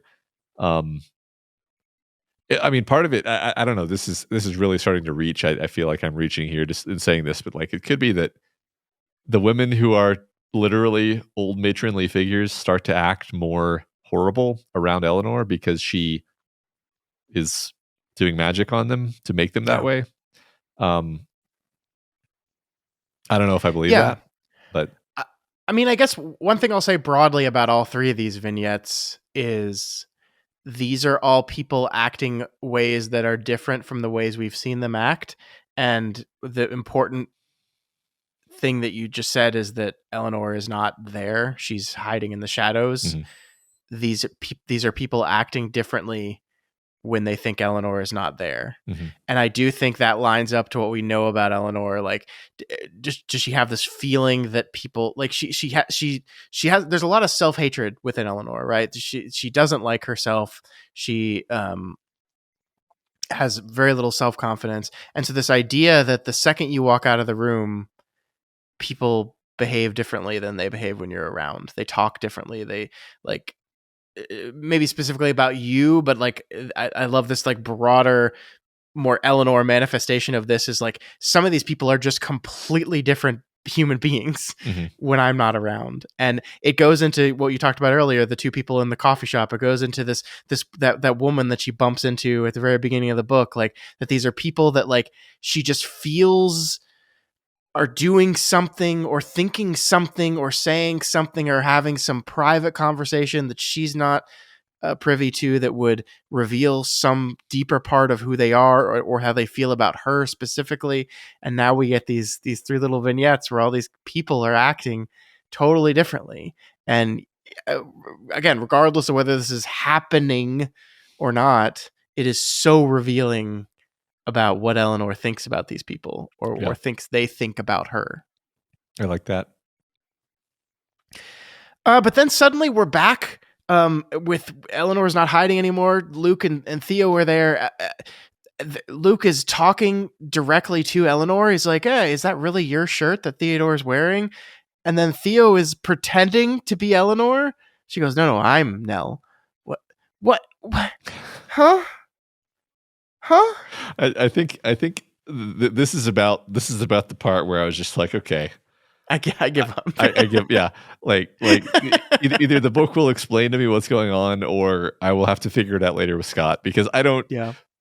I don't even have I have no sentences for you about what this means. Yeah. And then Eleanor seems to almost have a magical awareness of the house suddenly. I love this. Somewhere upstairs, a door swung quietly shut. A bird touched the tower briefly and flew off. In the kitchen, the stove was settling and cooling, with little soft creaking. An animal, a rabbit, moved through the bushes by the summer house. She could even hear, with her new awareness of the house, the dust drifting gently in the attics, the wood aging. So, yeah, has this newfound awareness of the house. She sees and senses and hears everything. And here we go. Yep. I'm not sure if I take this literally, but I think I'll choose to. I think I'll choose to take literally the idea that she has let the house in like she did earlier. She sort of metaphysically let it in, and now she has this awareness of the house. Yeah, I think so. That's a valid read for sure. Mrs. Montague storms back into the scene, complaining about how all their goddamn negativity and doubt has made Planchette a touch shy, and now she wasn't getting anything useful from the device at all. Eleanor has stopped paying attention to all that, though. She doesn't care. She's focused instead on the presence that has made its way into the room. No one else seems to have noticed. It's singing softly an old children's singing game from England. And Eleanor smiles, knowing nobody heard it but her. And that's when our chapter ends. It's very creepy. It is a little creepy. There's a ghost in the room singing about coming outside and bringing around the rosy. It's not that singing song, but it's close. But it's happening juxtaposed with this matronly figure who Eleanor doesn't like, complaining that, oh, we're not getting anything. We're not getting any supernatural signals. And here Eleanor is getting a very clear supernatural signal that she is then keeping to herself because she is special and she doesn't want to share it with these awful people. Indeed. And our final chapter, chapter 9, begins with Eleanor's midnight romp through Hill House. Last time she thought that, maybe I was making all these banging noises, and then this time she's just going to make that come true literally, as she knocks on every single door and runs away, kind of laughing to herself, expecting them all to just hide in their rooms in fear as she bangs on the doors. But as Theo awakens in her room and finds Eleanor missing, they go, uh-oh, we better go get Eleanor. And she's like, oh, fuck. I think the text literally says she forgot about Eleanor, which is a fascinating sentence, that she forgot about herself and herself missing and what that would do. So they all come out of their rooms, and now the chase is on as she dances her way through Hill House as they drastically run around looking for her. Yeah, it's like she thinks she's the house now. Yep. And it's unsettling in a different way, where it's not like it's unsettling because there's an evil ghost banging on doors. It's like she's just completely lost it, and she's running around like a crazy person. And not like because this is a funny prank. It's like she thinks that she's being the ghost now. Yeah. At last, she makes her way to the library tower, entering it for the very first time. Matt, I just want what is your read on this here at the end now?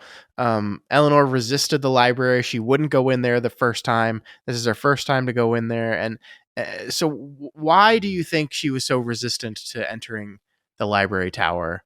And why does it have significance here at the end of the story?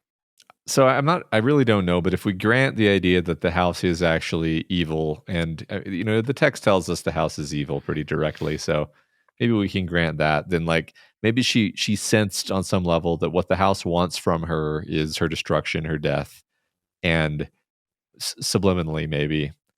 And so she knew that it wanted her to go into this room. She felt the threat of it, and so she resisted that. And now that she's given herself over to the house, she is pulled into this room where, seemingly, it is the house has sort of hypnotized her into a situation that's going to result in her immediate death.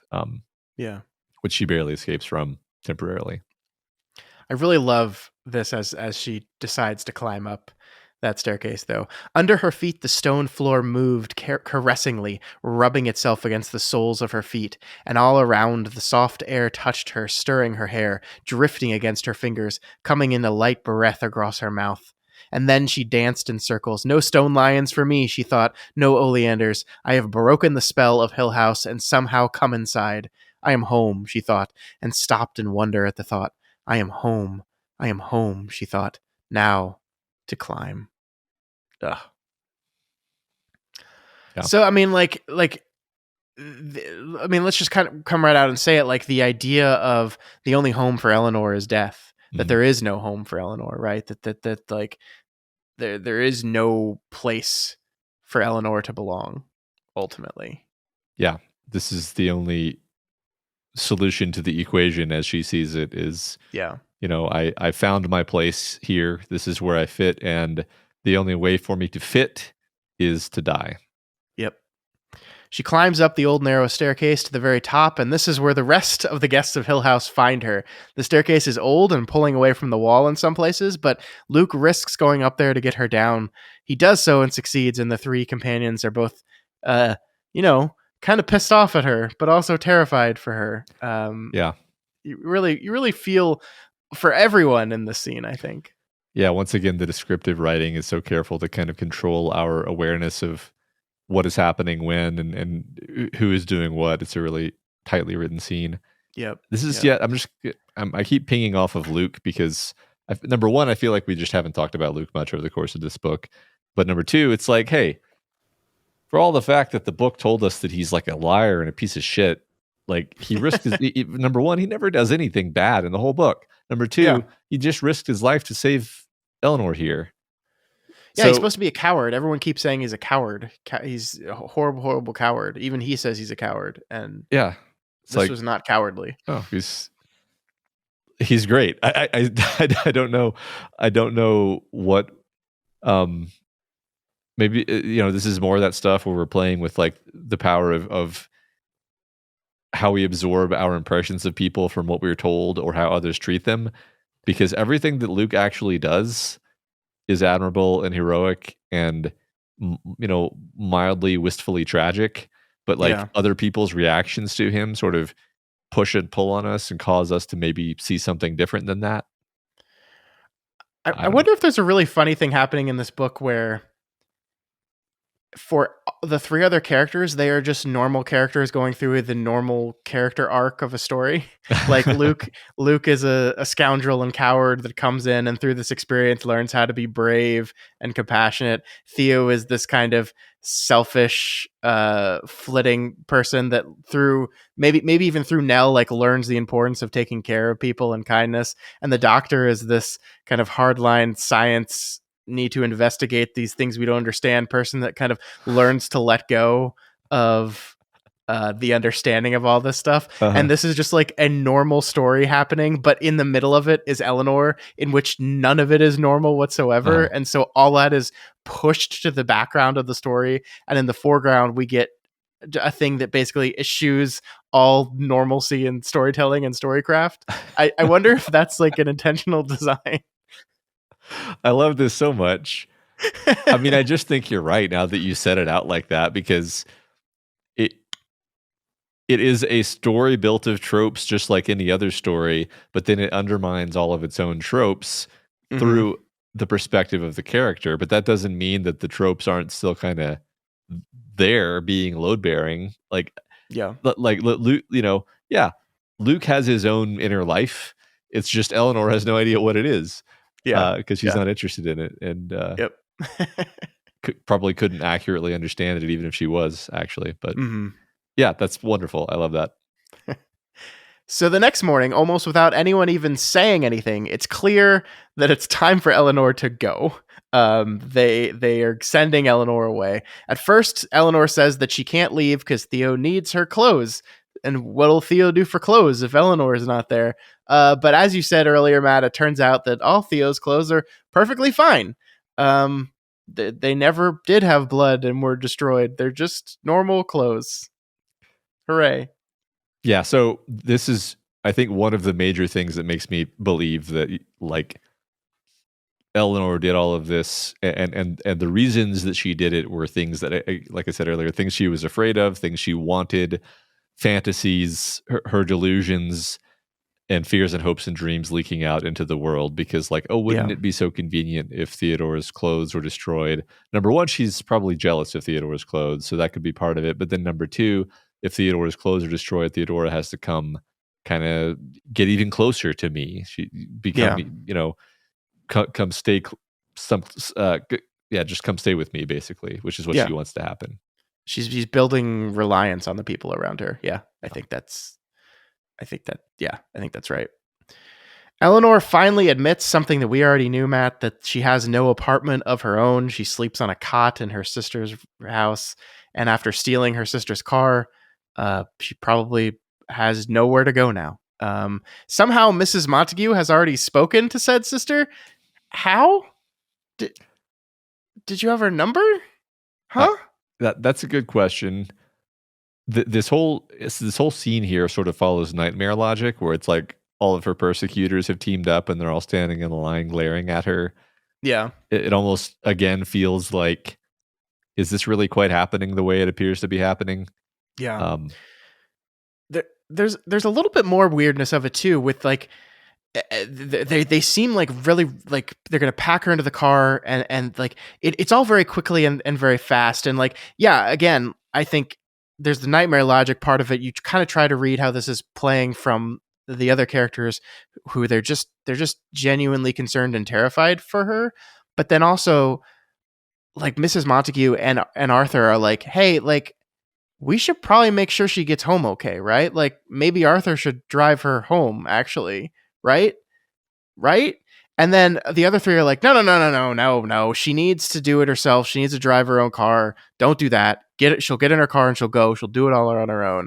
And it's just like, those are like just weird details that when you're reading it, you're just like, why? Why would they do it that way? Well, I don't know. What's your thought? Overall, I really do feel like it's a weird interaction. If we're going to go the supernatural route, it could be that the Doctor and Theo and Luke are sort of under the house's thrall or Eleanor's thrall, depending on kind of how you cut that. And so they're sort of playing a role in what's about to happen here. You could say that, that the house demands that that she die. The house demands that she not leave Hill House. That's kind of an established rule of Hill House.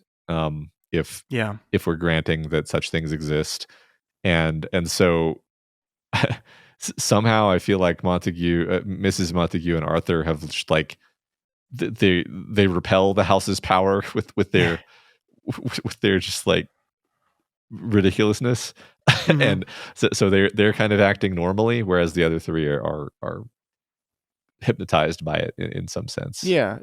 I like that read. I mean, I think that it certainly does seem to explain why these two characters that we can't stand so much are being the most rational, logical at this. Where like this woman just almost died by like sleep dancing to the top of a very dangerous staircase, and now it's like, no, she's good to drive. Trust me, she's good. She'll be fine. Yeah, she's going to drive what was it, like a multi-hour, like all-day drive, basically. Yeah. It's not a quick one for sure. Yeah. So right before she leaves, Eleanor says, Theo? And Theodora comes rushing down the stairs, and I just want to read this so we could talk about it. I thought you weren't going to say goodbye to me, she said. Oh, Nellie, my Nell, be happy. Please be happy. Don't really forget me. Some days things will really be all right again, and you'll write me letters and I'll answer, and we'll visit each other, and we'll have fun talking over crazy things we did and saw and heard in Hill House. Oh, Nellie, I thought you weren't going to say goodbye to me. Wow, that's something, huh? Again, kind of feels like something that Eleanor wishes would happen. And, and kind of out of character for Theo. Yeah, maybe. or like you said earlier, maybe this is how Theo really feels about her. I don't know. There's a part of me that's like, this is so okay. To be uncharitable to Theodora, real quick here. This is a very safe thing to say in the final moments because it requires no actual like through like follow through of any of this. It's like, oh, it's like you're gonna be so happy, and one day we'll call each other and write each other, and it's gonna be so great. And like, it doesn't matter if Theo never plans to do any of those things. It's like it's very easy and safe to in this moment be like the doting best friend who's like, I'm so happy you aren't mad at me. Yeah. And everything will be fine as soon as you get home. It really is a like, don't be mad at me. I can't live with myself if my memory of this moment is that you left mad at me. So I'm just gonna smother the moment in me being really sweet, so that isn't how I perceive myself. Yep. So the book ends with Eleanor getting in the car, but even then is insistent that she's not leaving. Instead, she presses her foot down on the accelerator and it aims at a tree, presumably the very same tree that someone crashed into the last time they tried to leave Hill House at night. I don't know if you remember that little factoid that the book threw at us there. I did, and I saw the symmetry there. I wasn't actually clear on the detail of like, is this the next morning? This is the next morning, right? This is it not is the next nighttime. morning. Yes. Yeah. Yes. So, it's not nighttime. Yeah. And so as she drives towards the tree, we get this. I am really doing it, she thought, turning the wheel to send the car directly at the great tree at the curve of the driveway. I am really doing it. I am doing this all by myself now. At last, this is me. I am really, really, really doing it by myself. In the unending, crashing second before the car hurled into the tree, she thought so clearly, why am I doing this? Why am I doing this? Why don't they stop me? Well, that's fucking sad. Yeah. It is like there is a read of this story that could be she escapes from normalcy and control via and this like, I'm doing this by myself now. This is me. I'm doing all this stuff for the first time in my life. I'm taking control of myself and me and doing this. And I do think this echoes when she takes the car for the first time, right? I think she says like, I'm really doing this or something like that. I think it echoes that. So there's a read that you could possibly have of this as this moment of empowerment for Eleanor. But then the second paragraph comes and you realize that no, not actually.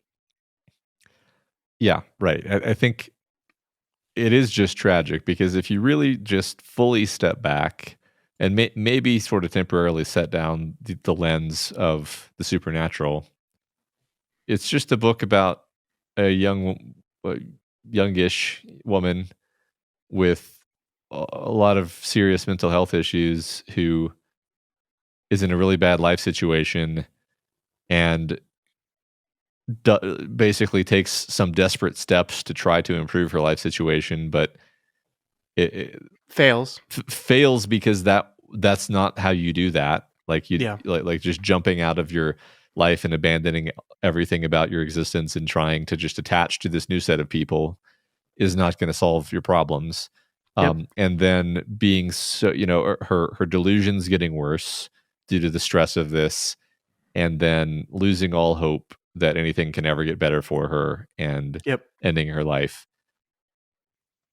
You can, I mean, and just a reminder that Shirley Jackson suffered from depression for a very, very, very long time. Like her whole life, basically, she was suffering from depression at various points, and so it is. You can kind of layer this idea of depression on top of this whole thing, and of course, so that end becomes even more of a tragedy because it's like she just couldn't escape it. And the way your brain tricks you into thinking that in these moments you're doing the right thing for yourself, the best thing, when you're not. It reminds me in a very mundane way about toward the beginning of the book when she was acting totally differently and out of character.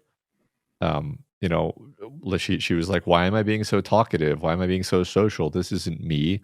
And it's like, well, and that at that point in time, she thought that this was the start of a new life potentially. She was going to meet some new people, make some new connections, reset everything, flush her old life completely down the toilet, and start over and remake herself as a beautiful new person. And then as the days wear on, she kind of begins to see, like, I have escaped my horrible sister and I have escaped my dead mother, but I have not escaped myself. Yeah. And I have sort of brought my dead mother with me, not necessarily supernaturally, but she is haunting me, you know. Yep. So yes, it is sad. It's very sad. And then our final lines, beautifully said and resaid here at the end. Hill House itself, not sane, stood against its hills, holding darkness within. It had stood so for 80 years and might stand for 80 more. Within its walls continued upright. Bricks met neatly, floors were firm, and doors were sensibly shut. Silence lay steadily against the wood and stone of Hill House. And whatever walked there, walked alone. It's so interesting that she plays this again for us at the end here, but now with all the added meaning of Eleanor and Eleanor's ultimate loneliness, which is that her home is a place of, like, that's personally kind of why I love the idea that there's no ghosts in this haunted house, is that at the end of it all, Eleanor is alone still. She's a denizen of Hill House. Let's say she's the ghost that walks the halls of Hill House, but she's alone still. Yeah, everyone who goes there ends up alone. Yeah, and they're all like the majority of them are women intentionally, right? Yeah. Like this is a thing we haven't, I don't think, talked about enough throughout the course of the story, but. I think there's ample opportunity to do that on our. You know, I honestly thought about not doing an overview episode for this book because like it was three weeks, so it's a short book. But I'm so glad I decided to put it in the schedule because I need a week to think about this book, and we need another episode to sit down and try to get to the bottom of it as much as we possibly could. Yeah, I agree. I think I'm going to break my rule. Not rule. It's not like it's a rule, but normally I like for my own, for the thoughts, for the takes that I have on this show to be my own, unique takes as much as possible. Not because I don't want to read the scholarship of others, but because it's like, well, if you want to read the scholarship of others, go read the scholarship of others. I want to flex my muscles on this, but this time I'm like, I feel like we flexed our muscles. I want to see what other people think this book is about. I want to see what the literature says. What are the different interpretations on this book, which I don't normally do for a book overview. So yeah, I think that's a good idea. Cool. All right. Well, that is The Haunting of Hill House. As we said, next week's will be our overview episode. We're going to maybe do a little research, read some literature, some criticism, and come to you guys maybe a little bit smarter next time. I don't know. Go. We'll see. Yep. We'll see. It's going to be a good one, though. Yeah. Before we leave this week, though, we do have a discussion question we have to answer. Matt, what was the discussion question from our very first episode on A Haunting of Hill House? It was simply, what's your favorite haunted house? God, we were so innocent back then. That was many, many weeks ago. I know. Imagine being the kind of person who would think of such a simple-minded question. Duran Longbeard says, my favorite haunted house is an old miniseries called Rose Red by some guy you probably wouldn't know. It's about a house that was basically evil from the get-go and slightly off-kilter. And a slightly off-kilter doctor that lures some special psychic people to the house to awaken it, including a relative of the original family that owns the house, and an autistic child that, when mad, rains giant rocks from the sky onto her enemies. Similarities aside, it is a genuinely enjoyable miniseries. I'd put just below Storm of the Century and It. So, yeah, I don't know if you've ever heard of Rose Red, but it is a Stephen King written 3-episode miniseries that came out in, was it the 2000s? I don't remember. It's apparently like actually Stephen King said, like, based off on not the Haunting of Hill House book, but the 63 film The Haunting. It's supposed to be like a spiritual successor to an adaptation of The Haunting of Hill House. Okay. So there you go. Sure. I mean, so to me, it looks like what it is a bridge between The Haunting of Hill House and The Shining. Like, Sure. because it has all those narrative similarities to this book we just read, but also it is clearly doing the house is evil and feeds off of the psychic power of the people within it thing. Yep.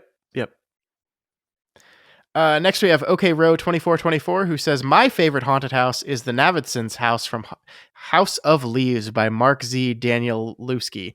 When I read this book, I was constantly anxious because I had no idea what the thing inside the labyrinth was, or if there even was something there. I think that this is the horror of the house. You're constantly second questioning yourself and unsure if you are completely sane. Love that book. Absolutely love House of Leaves. We read it for book club at some point in the past. We read that book within the last 10 years. Yes. Yeah, it's funny. I never for a second thought of that as a haunted house, but you're right. I mean, that it's terrifying. It's terrifying. It is. Yeah. It's an evil house. It is an evil house for sure. Karina 2020 says, my absolute favorite is the Amityville house. The movie is a classic, and it is still just as terrifying as when it came out in the 70s. The dread you feel looking at the house is oppressing, and you just know something in there is very wrong. Did you ever see the Amityville Horror? The classic one? Don't think so. Might have to fix that. Add it to the list. Okay. We have Brandam 3000. That's great. I love that. The best haunted house even gets a shout out in this week's reading, the Winchester Mystery House.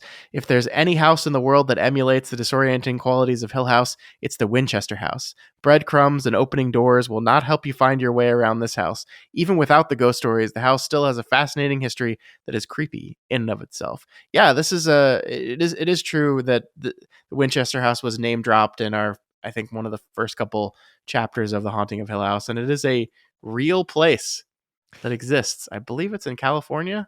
I think so. So isn't the story that it was basically built over a long period of time by the wealthy Winchester widow who just kept like adding rooms to it? Yep. Kind of chaotically. Yep. Sounds really fun.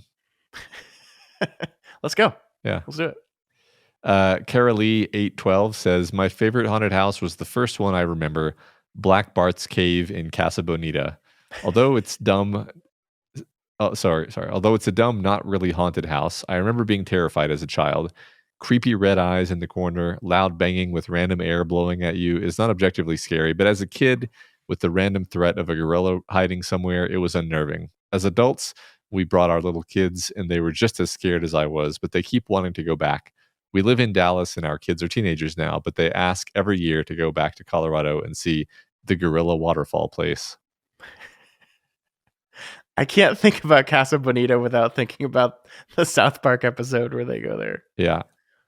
Have we talked about the fact that the South Park guys like saved it from bankruptcy and they just own it now? I did not know that. That's wonderful. Yeah, and it's a huge money loser for them.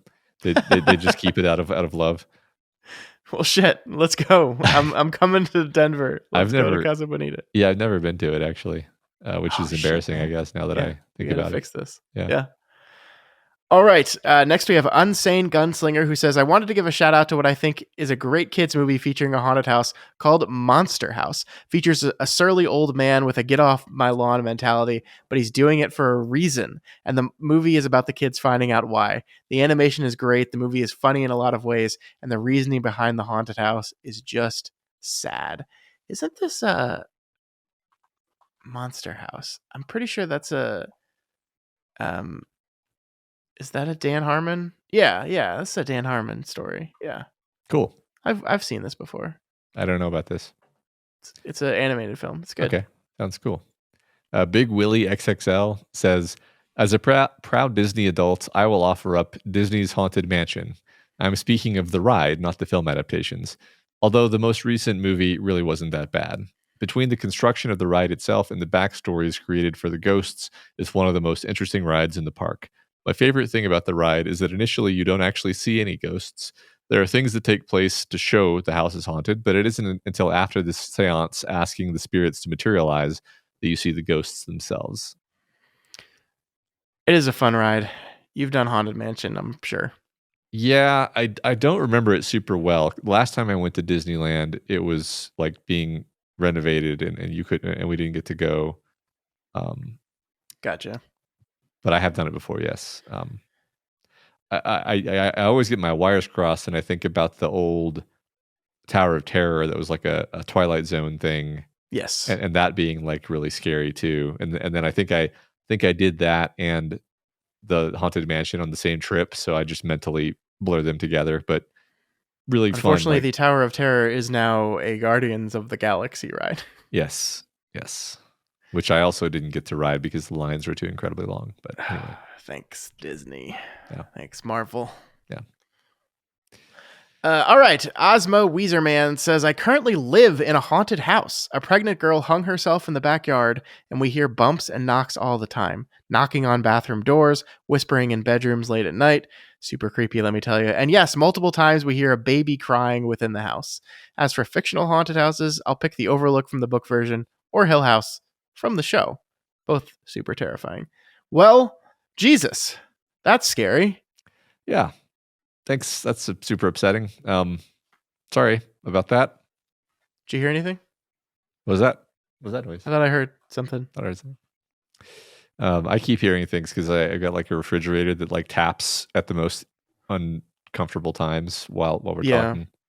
Yeah, it's really weird. I got a refrigerator that laughs like a child. I don't know why it does that. You might want to get the compressor looked at. Yeah. Okay. And then final answer from Vonnegut's Ghost. I love how I feel like people have chosen Reddit handles that are like spooky, by the way. How about every 80s kid's first haunted house, the Berenstain Bears and the spooky old tree? Yeah, that's a good one. No kidding. Like, actually, yes. Like, definitely read this book. So the funny thing is, I read the shit out of Berenstain Bears when I was a kid, but never that one. I never encountered that one. And then I did encounter it when I had kids, and it's just one of the ones that you can find easily. And I just remember it was so cool because like there was a ladder and a slide and like I thought it was cool. There's some really scary drawings of like the tree and the scariest part is that there's just like a giant feral bear in the tree in this world where the bears are, they wear clothes and they're sweet, but there's just like a bear. Was just their uncle. I don't know. he seems like it's a monster. All right. Yeah. So because I had more sort of time than usual, I went ahead and I pulled out just the other haunted houses that everyone else suggested that that we didn't get to because we can't cover everyone's answer. So I'm just going to quickly go through and just list them basically because it's just fun. So maybe Can You Dig Your Sam talked about the Poltergeist house from the movie, which is very scary. Lots of cool, creepy things happen in that movie. It's very good haunted house. Apocalypse Wind 7 talks about The Changeling and The Others. The Others is an amazing movie. I strongly recommend that people watch without being spoiled on. One of the few movies I've ever watched that I think it would diminish your enjoyment if you were spoiled. Steve Living Room talks about the Gateway House in the Wastelands, the house that Jake goes into in the Dark Tower series. Pear Jane mentions the house on Neibolt Street in Derry from It, and also the house in Beetlejuice.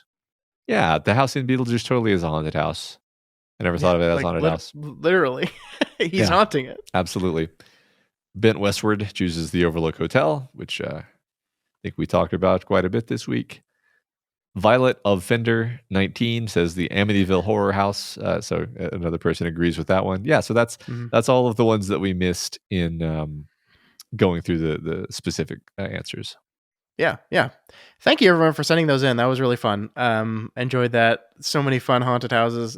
I'm glad I got to go down Bernstein Bear's memory lane with that spooky tree in that book that I like so much. You read that one to your kids? I don't think we have that one actually. Yeah. So no. Okay. Spooky. But I want it now. I'm gonna get it. I'm gonna go buy it. Okay. All right. Our question for next week, actually, it'll be 2 weeks. This will be the question that we discuss on the first episode of Mike Flanagan's adaptation of The Haunting of Hill House. And I think it's great that we're going to talk about this on the very first episode, because the answer to this question is very clear in the show.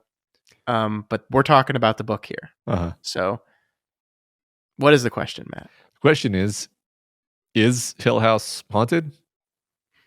What do you think? There's no wrong answer here is the great thing. There's no wrong answer. Even the answer that Scott and I lean toward does not necessarily easily give itself over to a yes or no to this specific question, right? Yeah. So have fun. So give us some explanation why you think that way. Either way, of course. Be a fun one. All right, folks, that is it for us this week. Next week, as we said, The Haunting of Hill House book coverage will conclude with our overview episode. And then from there, we will move into 10 weeks of talking about Mike Flanagan's Netflix series. I'm so excited. I'm so ready. I think I'm going to go watch the first episode now, just to start because I can. Yeah, me too. Remember, you can reach us via email at flanaganswakepod@gmail.com. over on Twitter at flanaganswake19, on Instagram at doofmedia, and then the subreddit at reddit.com/r/doofmedia is the best place to answer those discussion questions and hang out. There's been a lot of good conversation just in general on the subreddit lately. Also, of course, yep, go ahead. Sorry, no, I jumped ahead. Go. Just going to say, don't forget you can watch all of our episodes on YouTube in video format. And please leave us a comment on YouTube. Make sure to subscribe to the channel. We rarely ask for this. I know it's a big ask, but if you could click the like button, it actually increases the odds that YouTube shows you our stuff more, which, if you want that to happen, click the like button if you like it. Yeah. And you should like it because our editor, Jason, is doing a really great job with these video episodes. Obviously, when we're covering the book, not as much of a visual component, but even those, I think he's adding some visual fun flair to it. Anyone noticed the ghost in last week's episode? Actually, that'll be 2 weeks ago by the time people are listening to this, but he's doing a great job. We're having a lot of fun with it. So if you haven't tried out the video version of Flanagan's Wake, we really recommend it. Yeah. And what else we recommend is merchandise. So head on over to doofmedia.myshopify.com for all of your merch needs.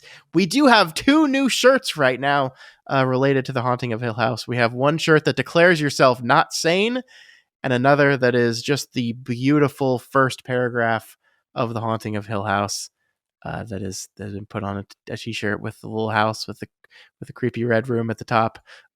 Jody's really killing it with these shirt designs, and we hope you guys will check them out and be not sane with us. So check that out. It's doofmedia.myshopify.com. Yeah, the shirts are really cool. Yeah. If you like Flanagan's Wake and you want to support us in making it, please consider donating to our Patreon account at patreon.com/doofmedia. We have, some bonus podcasts over there. We have the ability to vote in what movies Scott and I talk about over on our other show, the Doofcast, where we just kind of cover more freeform variety of movies and books and so on. So I think it's worth the price of admission, and in any case, just check it out and see if you agree.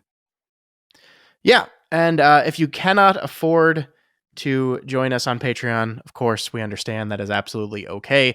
You can help us out by sharing the podcast. Like we said, 2 weeks from now, 2 weeks, we are getting into Mike Flanagan's The Haunting of Hill House. This is a big one, folks. This is one of the things that put Mike Flanagan on the map, and we're going to be spending a long time talking about it. There's lots to talk about, so make sure you don't miss it. And if you know people that really like the show, because there's a lot of them out there, make sure they know about the podcast so they can come hang out and watch Hill House with us. That's right. Also, you can help us out by leaving us a rating and a review. This week's Spotlight review comes from Pedro Dinero77, who says, "Awesome project," and gives us 5 stars. He says, "Been a listener to Scott and Matt since the beginning of Kingslingers. Go listen if you don't know it." Yeah, go listen. "And this new venture does a great job of feeling simultaneously familiar and totally fresh and new. Great insights into a top-notch director and his works, and fun banter that makes me appreciate the art on a whole new level.